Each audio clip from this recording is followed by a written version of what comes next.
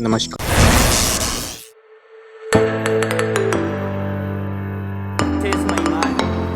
जो देवी भागवत महापुराण को सुन लेता है 9 दिन तक उसके समस्त दोष दूर हो जाते हैं। उसको धन, वैभव, ऐश्वर्य और कीर्ति की प्राप्ति होती है। कृपा से, श्रवण से पुत्रहीनों को पुत्र प्राप्त हो जाता है, दरिद्रता को दरिद्रहीन को धन प्राप्त हो जाता है। लोग कृष्ण व्यक्ति यदि देवी भागवत महापुराण सुन लेता है।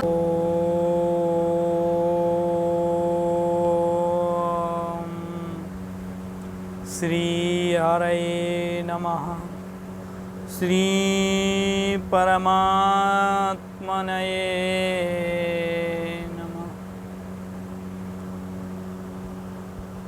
बोलो देवी मैया की। देवी भागवतं तत्र प्राणं भोगमोक्षदां स्वयं तो श्रवश्यमाशो जन्मजयो देवदम। कहते हैं देवी भागवत महापुराण की विशेष महिमा है। जो देवी भागवत महापुराण को सुन लेता है 9 दिन तक उसके समस्त दोष दूर हो जाते हैं। उसको धन, वैभव, ऐश्वर्य और कीर्ति की प्राप्ति होती है। इसका परिणाम क्या है? तो इसका यह है, जब वसुदेव और देवकी भगवान के पिताजी कारागार में जब बंद थे, उस समय गुरु से पूछा, कहा कि ये बताइए आप,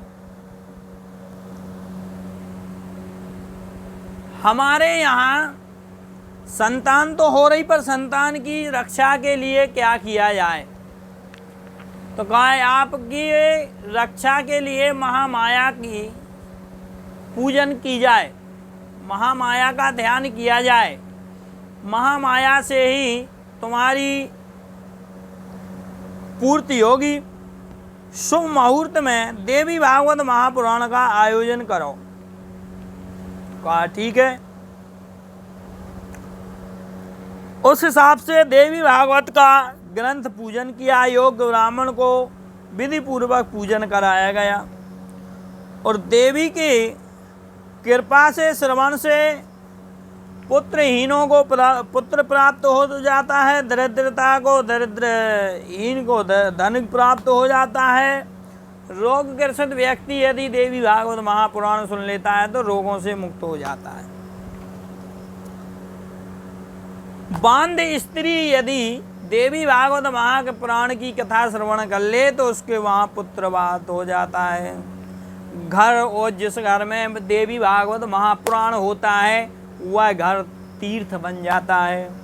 देवी भागवत का जो प्राणी अष्टमी, नवमी अथवा चतुर्दशी इन तिथियों के पुराण को श्रद्धापूर्वक पढ़ता है या सुनता है वह परम सिद्धियों को प्राप्त कर लेता है। तो अब कहा कि इस पुराण को करना चाहिए। सत्राजित नाम का एक राजा था। ये भोजवंशी श्री कृष्ण द्वारका में आनंद से सूर्य देव की आराधना करता हुआ निवास करता था। वह सूर्य का परम भक्त था, उनका मित्र था। उसकी आराधना और भक्ति से प्रसन्न होकर सत्राजित को भगवान सूर्य ने एक मणि दे दी।